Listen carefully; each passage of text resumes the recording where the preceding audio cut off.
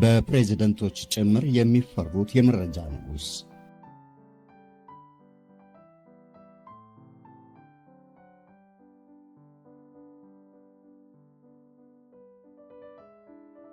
የስነልቦና ምሁራን ሰዎችን በመከታተል ማሰቃየትና ሕይወታቸውን በመንጠቅ የሚደሰቱ ሰው ናቸው ሲሉ የመሰከሩላቸው ናቸው። እንኳን ተራው ዜጋ አይደለም ታላላቅ ሹሞች እንኳን ጫፋቸውን ለመንካት ስለ ሰውየው ለማውራት ጭምር የሚፈሩ ናቸው። አረ ሌላው ቀርቶ በፕሬዝደንቶች ጭምር አይነኬ መሆን የቻሉ ናቸው። እዚህ ደግሞ ፕሬዝደንት ኒክሰን ይጠቀሳሉ።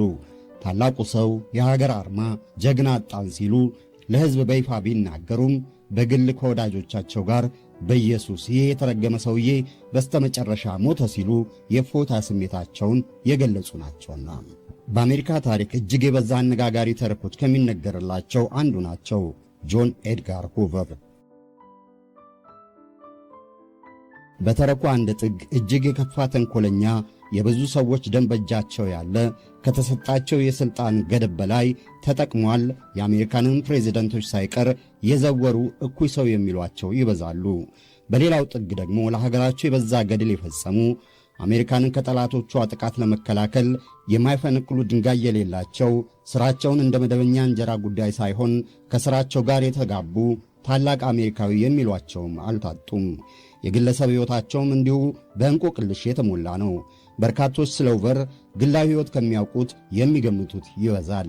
የማይካደው ግን የአሜሪካንን የፌዴራሉ የምርመራ ቢሮ ኤፍቢአይን መስርተው ለ40 ዓመታት ያህል የመሩ ስማቸው እንኳን በመደዴው ለመጠራት የሚከብዱ ኃያል ሰው መሆናቸው ነው።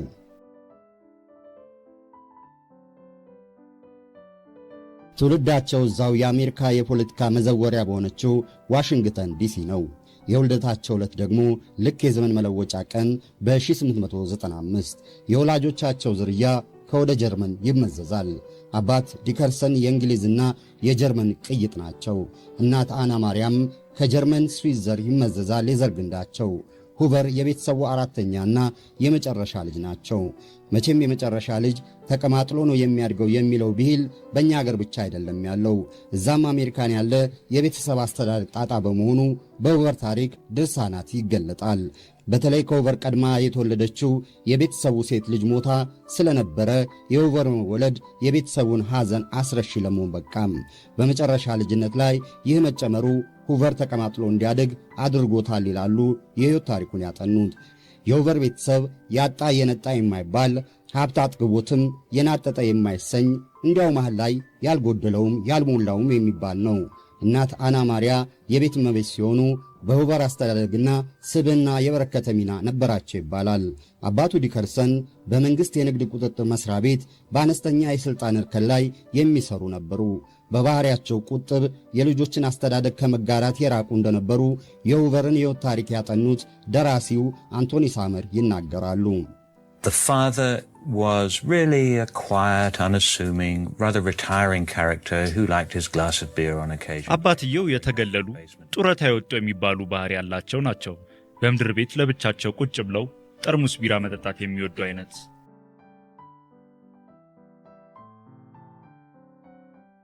እንዲያውም አባትየው ከሥራቸው ጋር በተያያዘ የሚቆዝሙ የቤተሰቡን ነገር እርግፍ አድርገው የረሱ ናቸው። በሥራ ገበታቸው የፈረጠመ ጡንቻ ያላቸው ሹሞችና ሸሪኮቻቸው ሊያጠቋቸው እንደሚያስቡ በመገመት የሚጨነቁ ነበሩ። እንዲያውም በኋለኛው የዕድሜ ዘመናቸው ለአእምሮ ሕመም ዳርጓቸው ሆስፒታልም እስከ መግባት ደርሰዋል። ይኸውም ለሞታቸው መንስኤ እንደሆነ ነው የሚነገረው። በዚህም እናት አና ማርያም በሁቨር የኋላ ስብዕና ላይ የበዛ ድርሻ አላቸው የሚባለው። አባትም እናትም ሁሉንም ሆነው ያሳደጉት እሳቸው ናቸውና በቅጽል ስም ናኒ ነርሷ የሚባሉት እናት አና ማርያ አቀማጥለው አሞላቀው የሚያሳድጉ አይነት አይደሉም ይባልላቸዋል። እንክብካቤ ሳይጎድል ልጅ ጠንክሮ በርትቶ እንዲያድግ የሚቀርጹ አይነት ናቸው እንጂ። የቅርብ ዘመዳቸው ዶርሴ ቤትኒም እንዲህ ይገልጿቸዋል። Nanny was not the kind that would put her arm around you and kiss you and say, I love you, I'm proud of you or anything like that. መቼም የሁቨር ቤተሰብ ስሜታዊ ቀረቤታ አላቸው ብዬ አይሰማኝም። ናኒ ዙሪያ ጥምጥም የምትሄድ እወድሃለሁ፣ አከብርሃለሁ የመሳሰሉትን የምትል አይነት አይደለችም። ጥሩ ነገር እንድታደርግ እፈልጋለሁ፣ ምን እያደረግክ ነው፣ መልካም፣ ያ ጥሩ ነው፣ ደስ ብሎኛል የምትል አይነት ሴት ናት እንጂ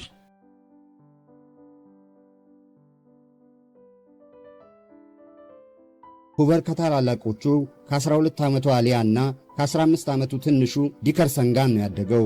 በዋሽንግተን ማዕከል አቅራቢያ በ6 ዓመቱ መደበኛ ትምህርቱን የጀመረው ሁቨር ካቻ ጓደኞቹ ጋር ለመቀላቀል የቸገረው ነበር። ምክንያቱ ደግሞ ጭምተኛነቱ ነው። እናም ከትምህርት ቤት መልስም ከልጆች ጋር የሚጫወት ሳይሆን ከእናቱ ጉያ የማይለይ ልጅ ሆነ። በቤተ ክርስቲያን ለፈጣሪ የሚዘመር የምስጋና መወድስን አብረው እስከ ማዜም የደረሱ ነበር ቅርበታቸው። Hoover was very close to his mother. I think if you look at the family, it becomes apparent that ሁቨር ለእናቱ እጅግ ቅርብ ነበር። እንደማስበው ቤተሰቡን ከተመለከትከው ትንሹ ሁቨር ከታላቁ ዲከርሰን ይልቅ እድሜያቸው ለገፉት ወላጆች የትኩረት ማዕከል።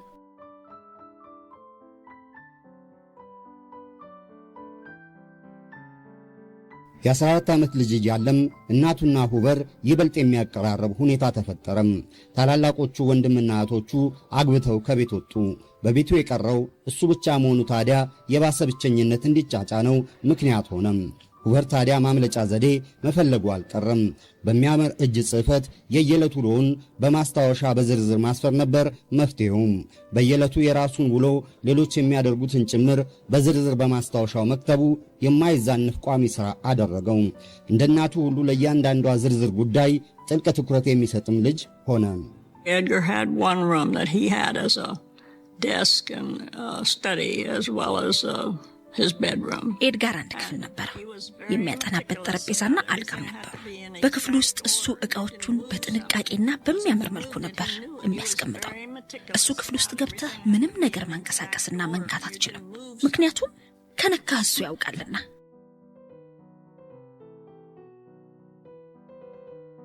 ዕድሜው 13 ዓመት በደረሰ ጊዜ ዘ ዊክሊ ሪቪው የምትሰኝ የመንደር አይነት ጋዜጣ ጀመረ። ብቸኛው አዘጋጅ ሪፖርተርና ታይፕ ተያቢ ራሱ ሁቨር እንደሆነም በጋዜጣዋ የአዘጋጆች ስም ዝርዝር ቦታ ላይ አስፍሯል። የጋዜጣዋ ትኩረት ደግሞ የአካባቢው ሕዝብ የዕለት ከዕለት ኑሮ ነበረ።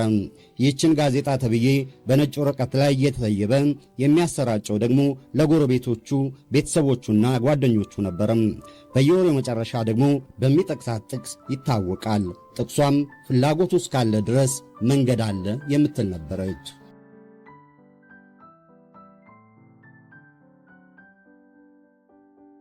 ኤድጋር ሁቨር ፈጣኑ የሚል ቅጽል ስም ነበረው።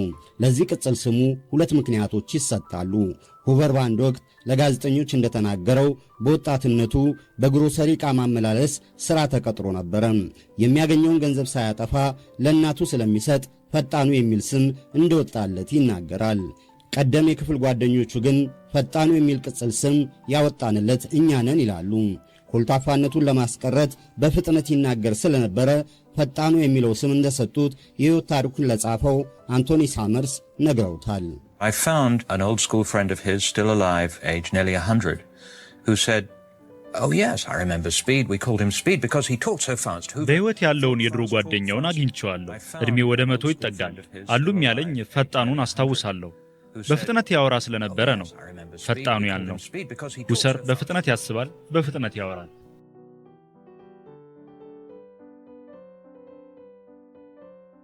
በኤድጋር ሁቨር ስምና የበዛውን ስፍራ የሚይዙት እናቱ አና ማሪያ ልጃቸው ከፍ ወዳለ የሥልጣን ማማ ይወጣ ዘንድ ፍላጎታቸውም ነው። ይህም በመፈለግ ብቻ አላበቃም። ኤድጋር 14 ዓመት ሲሞላው ሴንትራል ከፍተኛ ደረጃ ትምህርት ቤት አስገቡት። ትምህርት ቤቱም የምክር ቤት አባላትና የዲፕሎማት ልጆች የሚማሩበት በመሆኑ ይታወቃል። ይህም ከመደዴው የሠራተኛ ማኅበር ወደ ከፍ ያለ የሥልጣን ማማ የሚያበቃ የመደብ ክፍል ይቀላቀልላቸው ዘንድ አስበው ነው እናቱ ያደረጉት። ኤድጋርም በትምህርቱ ከፍ ያለ ውጤት በማምጣት የእናቱን ፍላጎት ለማሳካት የሚተጋም ሆነም። በፈረንሳይኛ በእንግሊዝኛና ሂሳብ የሚደፍን ተማሪ ነበረ። በቀለም ትምህርቱ የመትጋቱን ያህል በስፖርቱ ብዙም የለበትም። በተቃራኒው የክርክር ክበብን በመቀላቀል ያመክኖ አተናተን ብቃቱና አንደበተ ርቱዕነቱን ያሳይ ጀመረ። የሚገርመው ይከራከርባቸው የነበሩ ርዕሰ ጉዳዮች የአሜሪካ ሴቶች የመራጭነት መብት አይገባቸውም፣ የሞት ፍርድ ሊቀር አይገባም የሚሉ መሆናቸው ነው። ግን በብቃት ተከራክሮ ተቀናቃኞቹን በማሸነፍ ነጥሮ ወጣ። He was a man who had a meticulous mind, and he learned at an early age that a person with that kind of mind እሱ ሀገሮችን በየአይነቱ ማደራጀት የሚችል ህሊና ያለው ነው። እናም ከልጅነቱ ጀምሮ መረጃን እንዴት መጠቀምና መቆጣጠር የሚችል ህሊና ያዳበረ ነው። ይህም የህይወት ጥሪውን እንዲያገኝ ረድቶት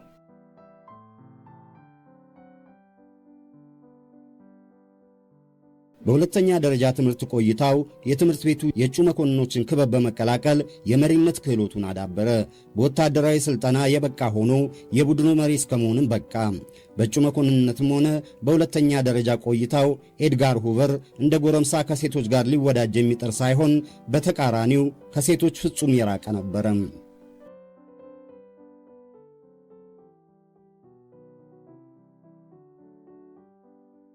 የአባት ዲከርሰን የአእምሮ የጤና ችግር ይበልጥ እየተባባሰ መጣም። ሁለቱ ልጆቻቸው አግብተው የራሳቸውን ኑሮ መስርተዋልና በቤቱ የቀሩት እናት አና ማሪያና ኤድጋር ሁቨር ብቻ ሆኑ። እናም ኤድጋር እናቱን የመንከባከብ የቤተሰቡን ቤት የመጠበቅ ኃላፊነትን ተሸከመ። አብረውት በእጩ መኮንነት የተመረቁት ጓደኞቹ በውጭ ጉዳይም በጦር ውስጥም እየተቀጠሩ ሩቅ አገር ሲጓዙ፣ ኤድጋር ግን የቤተሰቡን ኃላፊነት ለመወጣት በዋሽንግተን መቆየት ግድ ሆነበት። በዋሽንግተን ዩኒቨርሲቲ እየሰራ በመማር በሕግ የመጀመሪያ ዲግሪውን አገኘ። በዚህ ጊዜ ግን 42 ዓመት በመንግሥት ሥራ ላይ ያገለገሉት አባቱ ዲከርሰን የአእምሮ ሕመማቸው ይበልጥ ተባባሰ። 42 ዓመት ካገለገሉበት የመንግሥት ሥራ ጡረታም ይቅርብኝ ብለው በራሳቸው ፍቃድ ሥራ ለቀቁ። በመጨረሻም ሆስፒታል ገቡ። በጣም የቅርብ ግንኙነት በሚበዛበት የዋሽንግተን አካባቢ ይህ ደግሞ እንደ ውርደት ይቆጠር ነበር። በዚህ የተነሳ ኤድጋር ከሰው ጋር የማይገጥም ዝምተኛ ሆነ ይላሉ የሕይወቱን ታሪክ ያጠኑት አንቶኒ ሳመርስ። Instead of sympathizing with his father, according to relatives, he was just touchy and irritated. ዘመዶቹ እንደነገሩኝ ለአባቱ ከመወገን ይልቅ በአባቱ ይበሳጭ ነበር። ለአባቱም ጥሩ አልነበረም።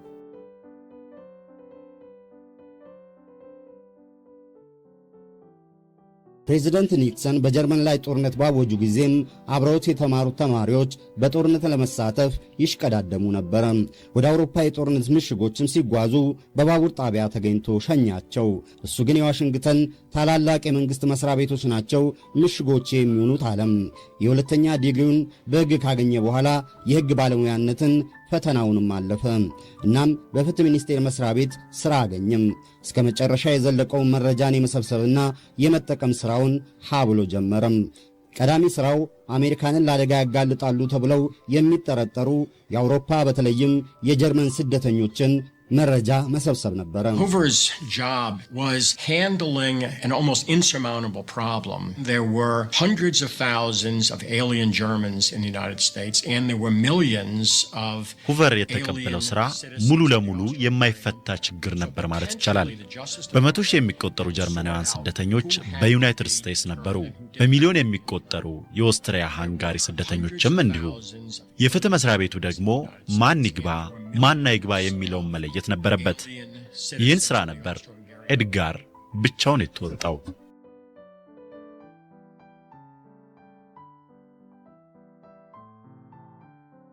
መረጃን በየአይነቱ መለየቱና መተንተኑ በተፈጥሮ የተሰጠው ጸጋ ብቻ ሳይሆን የተጠቀመበትም ሆነ።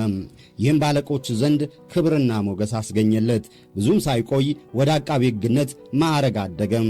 የራሱን ጸሐፊ ተመደበለት።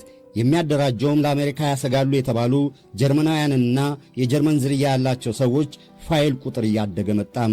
በፍትህ ሚኒስቴር መስሪያ ቤት ውስጥ የጦርነት አስቸኳይ ጊዜ ክፍል በሚባለው ሁቨር ይበልጥ እየገነነ መጣም። በሱ መረጃ መሠረት 1400 ጀርመናውያን ለአሜሪካ ያሰጋሉ ተብለው ተለይተው 98ቱ ተወንጅለው ታሰሩ። 1200 ያህል ደግሞ ለመታሰር የሚያበቃ ምክንያት ተገኝቶባቸዋል ተብሎ ተለይተው ተቀመጡ። ይህም ሁቨር ለመስሪያ ቤቱ እጅግ አስፈላጊው ሰው አደረገው።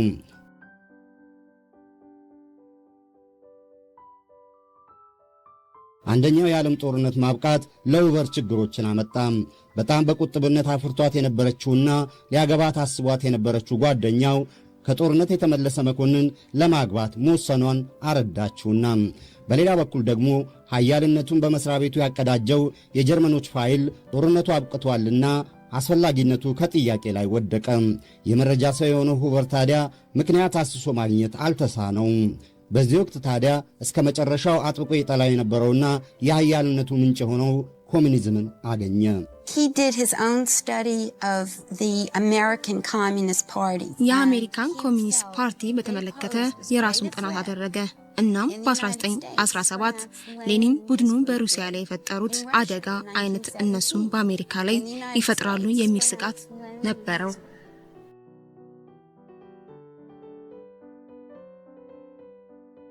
አንደኛው የዓለም ጦርነት ካበቃ ዓመት ሳይሞላው በመላው አሜሪካ ከተሞች ቦምቦች ፈነዱም። በዋሽንግተን ከተማ ደግሞ በሁቨር አዲሱ አለቃው ዋና አቃቢ ሚቸል ፓልመር መኖሪያ ቤት በራፍ ላይ ፈነዳም። በወቅቱ የዋና አቃቢው ወጣት አማካሪ የነበሩት ፍራንክሊን ሩዝቬልት ለጥቂት ተረፉም። በእርግጥ ጥቃት ፈጻሚው አብሮ በመፈንዳቱ የበዛ መረጃ አልነበረም። ከፍንዳታው የቀረው የሰውየው ጫማና የተወሰኑ በራሪ ወረቀቶች ብቻ ናቸውና ሁቨርና መሰሎቹ ታዲያ የጥቃቱ ፈጻሚዎች የውጭ ኃይሎች ናቸው፣ በተለይም ቦልሸቪኮች ሲሉ ደመደሙ። በዚህ አቋሙ ታዲያ አለቃው የጸረ ኮሚኒስት ዘመቻውን ይመራ ዘንድ ሾሙት። አለቃው ፓልመር በሚቀጥለው የምርጫ ዘመን ለፕሬዝደንትነት መወዳደራቸውን የሚያውቀው ሁቨር የማሸነፊያ ካርድ ይሆናቸው ይሆናል ሲል በጸረ ኮሚኒስት አደኑ ተጠመደበት። እንደተለመደው መረጃዎችን ከየምንጩ እየሰበሰበ ማከማቸትና መተንተን ቀጠለበት። He began interviewing American radicals. He began studying the works of Lenin and Trotsky and Marx. የአሜሪካን አክራሪዎችን ቃለ መጠይቅ ማድረግ ጀመረ። የሌኒንን የትሮትስኪንና የማርክስን ሥራዎች ያጠና ጀመር። ሁቨር በአሜሪካ ታሪክ ታይቶ የማይታወቅ ልዩ የሆነ ሐሳብ አቀደ። እሱ የብዙሃንን እስር ነበር ያቀደው። ሺዎችን በሺዎች ላይ ማሰር ነው ያቀደው።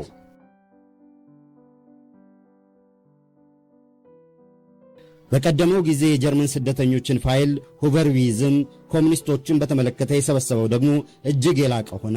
16000 ከአክራሪ ቡድኖች ጋር ግንኙነት አላቸው ሲልም የጠረጠራቸውን ሰዎች ሙሉ መረጃ ይዟል። እናም ከወራት በኋላ ከቀድሞ ሶቪየት ኅብረት ጋር ግንኙነት አላቸው የተባሉ ተጠርጣሪዎች ኮሚኒስቶች ላይ በመላው አሜሪካ ዘመቻ ከፈተም። ከፍርድ ቤት ማዘዣ እንኳን ሳያወጣ በሌሊት ባልን ከሚስት እየነጠለ ወደ ዘብጥያ አወረደም።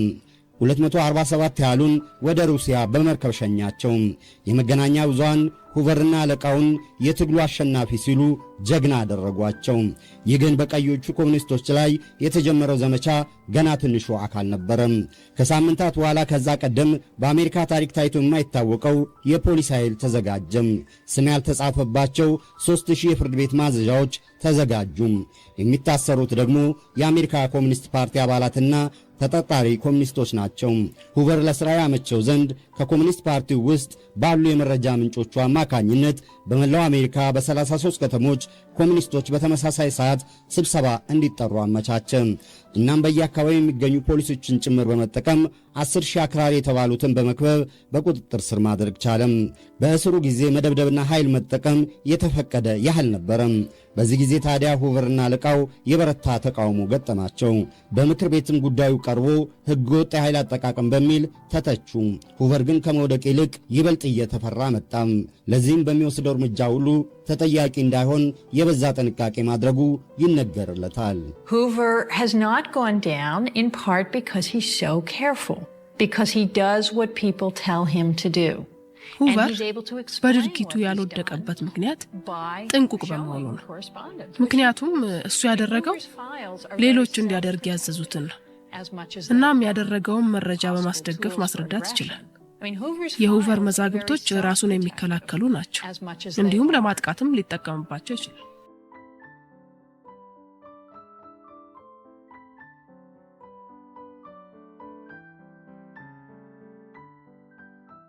ይሁንና ወቅቱ አደጋ የበዛበትም ነበረ። ለሁቨር በአእምሮ ሕመም ይሰቃዩ የነበሩት አባቱ አረፉ። በዚህ እንኳን እፎይታ ነው የተሰማው ይባላል።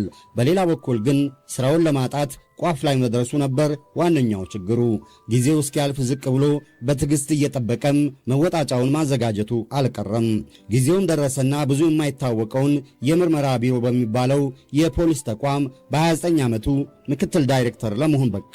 የመረጃ ሰውነቱን በብቃት በማሳየቱ ዋና ዳይሬክተር ለመሆን ብዙ አልፈጀበትም። በፍትህ ሚኒስቴር መስሪያ ቤት ስር የነበረው የምርመራ ቢሮም ወደ ላቀ ደረጃ ማደራጀት ላይ ትኩረት አደረገ። ሁቨር ከጦሩ የተሻሉትን እየመረጠ ወደ ቢሮው እንዲቀላቀሉ አበርክቶ ሰራም። ልዩ የሆነ የፖሊስ ስልጠና ላይም ተጋም። ተቋሙን እንደገና አደራጀ። የጣት አሻራ የምርመራ ላቦራቶሪዎችንም አደራጀም። እኩዮቹ ትዳር ሲመሰርቱም እሱ ግን ስራውን ትዳር አደረገው።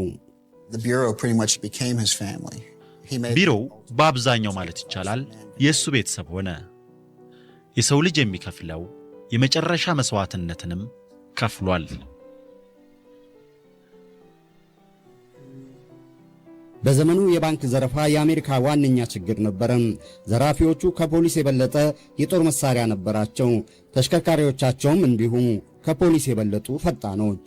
ሁቨር ትንሿ ቢሮ ካላት የሕግ ከለላ በላይ በመሄድ በመላው አሜሪካ በወሰደው እርምጃ ቀንደኛ የባንክ ዘራፊዎችን ገድሎና አስሮ ድል ተቀዳጀ። ዋሽንግተን ላይ ታጥራ የነበረችው ትንሿ የምርመራ ቢሮ ወደ ትልቅና የዛሬው የአሜሪካ የፌዴራል የምርመራ ቢሮ ኤፍቢአይ አደገች። ጠንካራ ወታደራዊ ስርዓት የሚከተል ጥብቅ አሰራርንም ዘረጋም። እኛ የኤፍቢአይ ሰዎች የቡድኑ አካል አድርገን ነው ራሳችንን የምንቆጥረው። አሜሪካንን ታላቅና ለመኖሪያ ምቹ የሆነች ሀገር ለማድረግ የምንሰራ።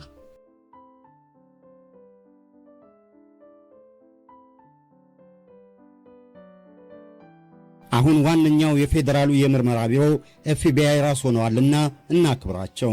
የሁለተኛው የዓለም ጦርነት ሲጀመር ደግሞ ለሁቨር የተመቻቸ ሁኔታ ተፈጠረም። ፕሬዚደንት ሩዝቬልት የፖለቲካ ጠላቶቻቸውን ፍላጎት ለማወቅ በሁቨር መረጃ ላይ ተንጠለጠሉ። በሚስጥራዊ ትእዛዝም የሰለላ ሥራውን እንዲያስፋፋ አዘዙት። እንኳን ተፈቅዶላቸው እንዲያውም ወትሮውን መረጃ መሰብሰብ እንጀራቸው ያደረጉት ሁቨር ስልክ ይጠልፉ፣ ፖስታ ይቀዱ፣ የሰዎችን ንግግር ይቀዱ፣ ቤትና ካዝና በተመሳሳይ ቁልፍ እየከፈቱ መረጃ መገልበጡን ቀጠሉበት። በዚህም በአሜሪካ ያሉ ታዋቂ ፖለቲከኞች፣ የንግድ ሰዎች፣ ተዋንያን ምንቁጡ የሁሉም ድብቅ መረጃዎች በሁቨር እጅ ገቡ። እናም የሚፈሩ ብቻ ሳይሆን አይነኬም ሆኑ።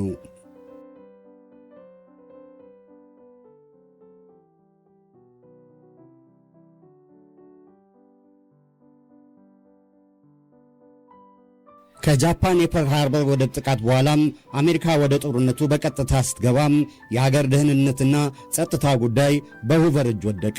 የአሜሪካ ጠላቶች ያሏቸውን እየሰበሰቡ ያስሩ ገቡ። ሌላው ቀርቶ ፕሬዚደንት ሩዝቬልት ሳያውቁ እንኳን ባለቤታቸው ቀዳማዊት እመቤት አይለን ሩዝቬልት ጭምር በሁቨር የጥርጣሬ ቀለበት ውስጥ ገብተው ነበረ። ለሁቨር የበዛ እርምጃ ደግሞ ምክንያቱ ኮሚኒዝም መሆኑን ይናገራሉ ራሳቸው።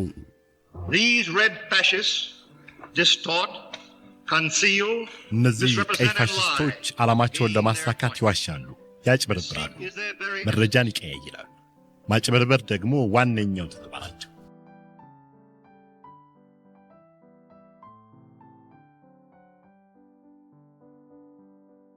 በኮሚኒስት ሰበብ ሁቨር የወሰዱት እርምጃ ዘመቻ ኩዊንቴል ፕሮ ተብሎ ይጠራል። በመጀመሪያ ዙር ትኩረቱ በአሜሪካ ኮሚኒስት ፓርቲ አባላት ላይ ቢሆንም በቀጣዩ ዘመቻ ግን ድንበሩ ያልተወሰነ ነበረ። ስጋት የተባሉት ሁሉ በኮሚኒስትነት እየተፈረጁ ሰለባ ሆነዋል። ከነዚህ መሃል የጥቁር መብት ተሟጋቹ ማርቲን ሉተር ኪንግ፣ ዕውቁ የፊልም ተዋናይ ቻርሊ ቻፕሊን ይጠቀሳሉ። የተፈረጁትን ሰዎች ደግሞ ለመክሰስ መረጃዎችን በሐሰት አመሳስሎ እስከ መስራት፣ ሕገወጥ የስልክ ጠለፋና ድምፅ መቅረጽ፣ ሰርጎ መግባትና የቤት ሰበራ ሁላ ሁቨር ይጠቀሙ ነበር። የሐሰት መረጃ በመገናኛ ብዙሃን በኩል ያሰራጫሉ።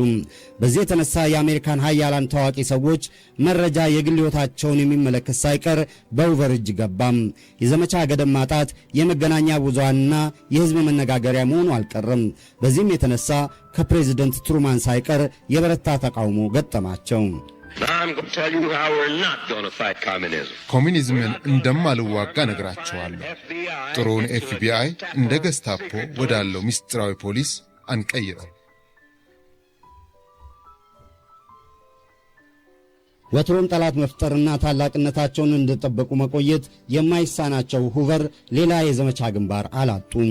የመረጃ ምንጭም፣ የመሞቻ መሳሪያም፣ የማጭበርበሪያ መረጃ ማሰራጫም፣ የጥቁር ገበያ ገንዘብ መሰብሰቢያ አድርገው ይጠቀሙበት የነበረው ማፊያ ነበረ በዚህ ጊዜ የዘመቻቸው ግንባር ያደረጉት። በአሜሪካን የገነኑ የማፊያ መሪዎችን ሰብስበው ወደ ወህኒ ወረወሩ። ቀደም ሲል የሰበሰቡት መረጃ ደግሞ የሚፈልጉትን ለመከወን አላስቸገራቸውም። ሁቨር አይነኬ የሚባሉትን ሁሉ ወደ ወህኒ የሚወረውሩም በማንም የማይመለሱ ስለ ሁሉም የሚያውቁ ሆነው ብቅ አሉ። ከዚህ ዘመቻ በኋላም የሁቨር ኃያልነት እጅግ እየበዛ መምጣቱ ፖለቲከኞችን ጭምር ማሳሰቡ አልቀረም። እንዲያውም ፕሬዚደንት ትሩማንና ፕሬዚደንት ኬኔዲ ከመንበራቸው ሊፈነግሏቸው አሲረው እንደነበረ ይነገራል።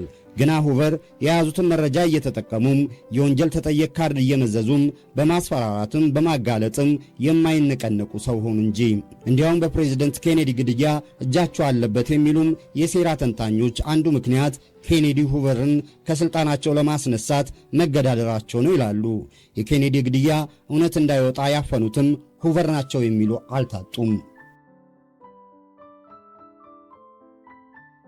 በኬኔዲ ግድያ ዕለትም የፈረስ ግልቢያ ውድድር ቁማር ሲጫወቱ መታየታቸው የደስታቸው ማሳያ ነውም ይባላል። እናም ሁቨር በእጃቸው ያለውን መረጃ በመጠቀም ከድብቁ የስለላና የወንጀል መረብ ጋር ያላቸውን ግንኙነት እየተጠቀሙም ያሻቸውን የሚያስወግዱ መረጃ እያወጡ ስብዕናን እያቆሸሹ ሰውን ለውድቀት በመዳረግ በአሜሪካ ነገሱ። በዚህም ከማንም በላይ የሚፈሩ ከማንም በላይ የሚታወቁ ሆኑም። እናም ያልተመረጠው ፕሬዝደንት እስከ መባል ደረሱ። ከመንበራቸው የሚነቀንቃቸው አይደለም ስማቸውን በክፉ እንኳን ማንሳት እስከማይቻልበት ደረጃ ደረሰ። ፖለቲከኞቹ የሚያስወግዷቸው ዘንድ ስላልተቻላቸው ወዳጅነታቸውን መረጡ። እንዲያውም ፕሬዝደንት ጆንሰን አሞጋግሰው የሥልጣን ዘመናቸውን ጨመሩላቸው። የዕድሜ ልክ የኤፍቢአይ ዳይሬክተር ሁኑ አሏቸው።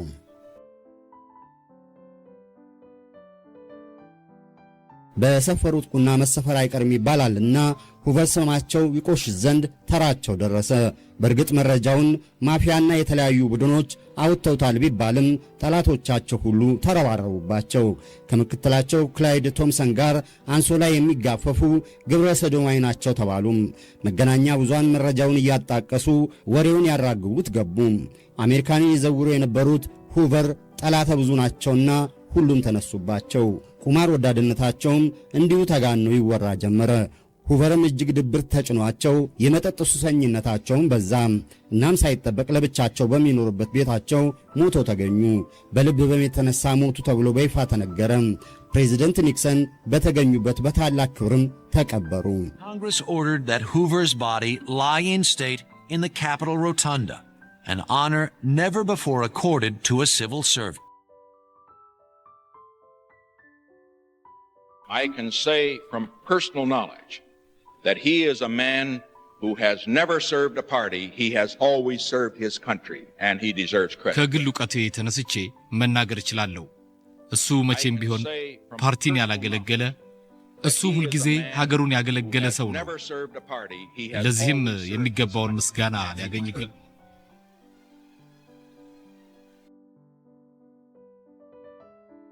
ጆን ኤድጋር ሁቨር በአሜሪካ ታሪክ የመረጃ ኃያልነትን ተረድተውም ሳይመረጡ የነገሱ ናቸው። በሕጋዊም ሆነ በሕገ ወጥ መንገድ መረጃን በእጃቸው ያደርጋሉ። በቀጥታም ሆነ በተዘዋዋሪ በመጠቀም ጠላት የሚሏቸውን ያስወግዱበታል፣ ያሸማቅቁበታል። በዚህም በተራው ሕዝብ ብቻ ሳይሆን በአሜሪካ ፕሬዝደንቶች ዘንድ እንኳን የማይደፈሩ ለመሆን የበቁ ናቸው። የበዙቱ ለአሜሪካ ጥቅም የሰሩ የግል ሕይወታቸውን ጭምር መሥዋዕት የከፈሉ ጀግና ናቸው ይሏቸዋል። ለዚህም ከትንሽ መሥሪያ ቤትነት አንስተው ለታላቅነት ያበቁት የፌዴራሉ የምርመራ ቢሮ ኤፍቢአይ ዋና መሥሪያ ቤት ሁቨር ሕንፃ በመባል እስከ ዛሬ ድረስ ይጠራል። በሌላው ገጽ ደግሞ እኩይ ከሥልጣናቸው በላይ የተጓዙ አምባገነን ነፍሰ ገዳይ አረመኔ ያደርጓቸዋል። የማይካደው ግን የመረጃን ኃያልነት ተረድተው ከ4 አስርተ ዓመታት በላይ አሜሪካንን የዘወሩ መሆናቸው ነው።